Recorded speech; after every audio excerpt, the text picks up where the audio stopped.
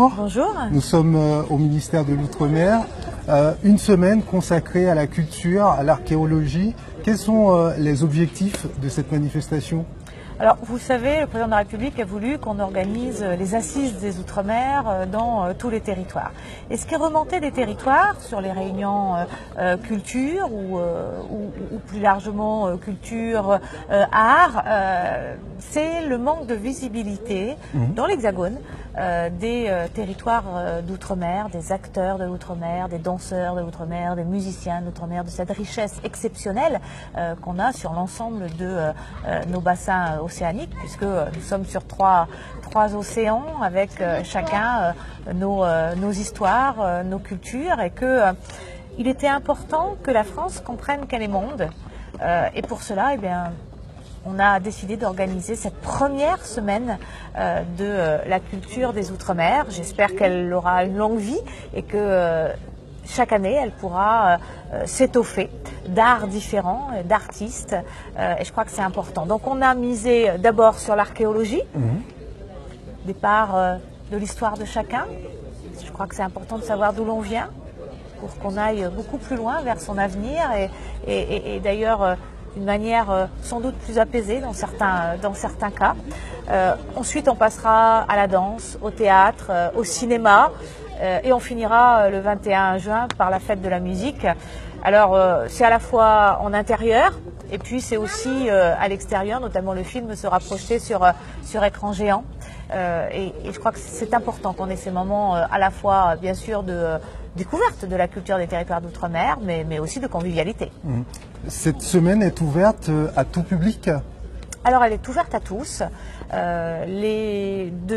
fin de semaine, comme les 3 soirées qui sont programmées en termes de spectacle ou cinéma, sont sur réservation, donc on donne à l'avance son nom. La fête de la musique, c'est porte ouverte, comme le veut la tradition bien sûr.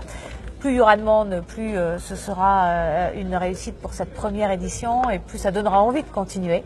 Et je crois que déjà cette première journée sur l'archéologie et je veux remercier effectivement nos partenaires de l'INRAP parce que cette première journée a fait que des enfants se sont appropriés les techniques de fouille, ont mieux compris comment on pouvait travailler avec un tout petit pinceau et une pelle, parce que c'est toujours très méticuleux, mais en même temps faire des découvertes extraordinaires qui éclairent l'histoire.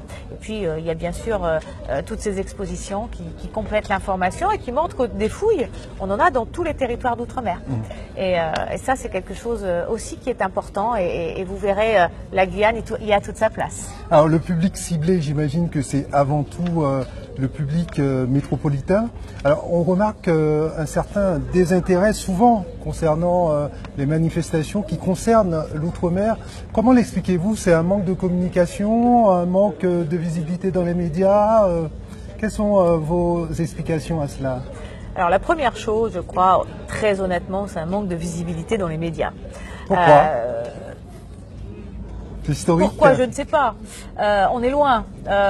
Donc c'est sans doute ce qui a fait que le regard ne se porte pas directement sur les territoires d'outre-mer, à partir effectivement notamment de Paris. Mais souvent, vous savez, des régions éloignées ou des départements éloignés de Paris sont pas toujours très bien servis non plus. Il faut que les médias comprennent qu'ils ont aussi cette responsabilité de montrer que la France, c'est pas l'Hexagone, et d'ailleurs, à force de montrer la France comme, résumée à l'Hexagone, on la rapetisse, alors qu'on a la chance d'avoir un pays qui est monde, puisque la France est dans l'océan Indien, la France est dans le Pacifique, la France est dans l'Atlantique, Sud, Nord, et que on aurait tout intérêt à un moment où les Français se referment sur eux-mêmes, et notamment en Hexagone, de montrer qu'on a cette dans ce possibilité. sens-là pour changer les choses? Vous savez, j'ai lancé en ce moment, on est dans la réforme de l'audiovisuel. Et donc, j'ai lancé cette idée de dire, sans doute qu'il faut se questionner sur France O, mais il faut préserver l'outil France O. Mais au-delà de préserver l'outil France O, il faut que les Outre-mer soient davantage vus. Et pour ça, j'ai évoqué la question des quotas sur l'ensemble des chaînes nationales et notamment de France Télévisions. Et je crois qu'il faut continuer à en parler pour voir comment on pourra être plus visible sur l'ensemble des médias, ne serait-ce d'ailleurs que par notre présence dans la météo.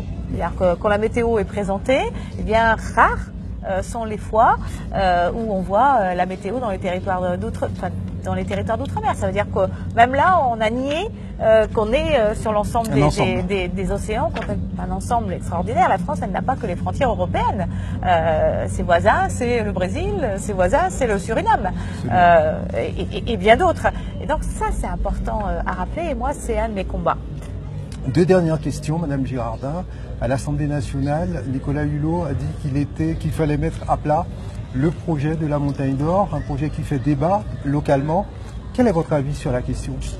Alors vous savez, moi, j'avais dit que dans tout la période de consultation, de débat public sur la Guyane, c'était mieux de ne pas donner un avis. Et d'ailleurs, pourquoi j'aurais un avis arrêté? Moi aussi, j'ai besoin d'être éclairé.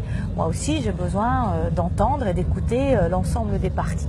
Mais ce qui est clair, c'est qu'il y a une première chose qu'il faut faire, et c'est une mission que j'ai souhaitée, c'est qu'on structure la filière or, notamment aujourd'hui toutes les petites structures, qu'on structure la filière or en Guyane.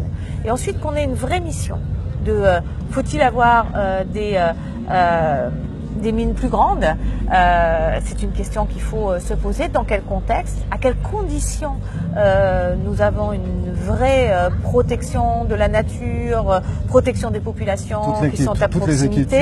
Sont là, oui. Vous savez que tous les projets nécessitent un financement de l'État. Quand l'État, ou les collectivités d'ailleurs, mais quand l'État finance, à quel prix et pour quel résultat en matière d'emploi, parce que s'il y a bien une question sur laquelle on est aussi, on a besoin aussi d'être plus fort dans les territoires d'outre-mer, c'est l'emploi pour les jeunes, puisqu'on a des gros taux de chômage dans les territoires d'outre-mer et notamment en Guyane. La Guyane a effectivement plusieurs filières qu'il faut développer économiquement. La filière effectivement des mines, mais également la biomasse, le solaire, la croissance bleue liée à la mer, à ses activités, la pêche, mais autres. En même temps, on ne peut pas mettre la Guyane sous cloche. Il faut avoir un juste équilibre entre la protection de notre environnement, ce qu'on appelle le développement durable, c'est-à-dire protection de l'environnement, développement économique, prise en compte des citoyens guyanais dans leur contexte. Et c'est tout ça qui me fera vous donner un avis plus clair, plus précis sous peu. Je crois honnêtement. Restructurer la petite filière, la filière or.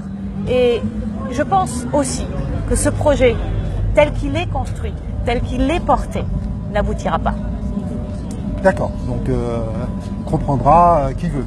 C'est pas comprendre qui veut, c'est que c'est pas la position d'Annick Girardin qui est importante, la ministre des Outre-mer, c'est qu'on mette tout à plat et qu'on constate effectivement que sur ce projet-là, toutes les garanties sont peut-être pas réunies.